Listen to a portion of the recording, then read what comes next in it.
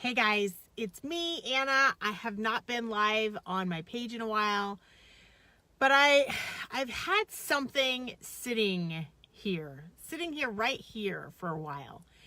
And it's been driving me nuts, and I've been trying to come up with the solution about this one thing. And I'm thinking maybe you can help me out with this.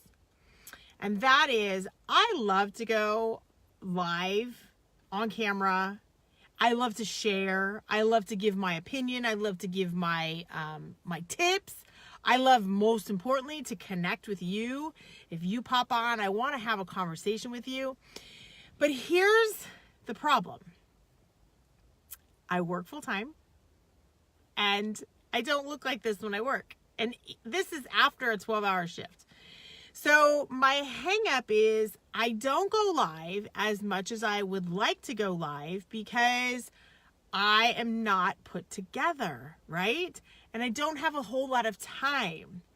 So I'm curious if I were to come live on my page for like a minute tip.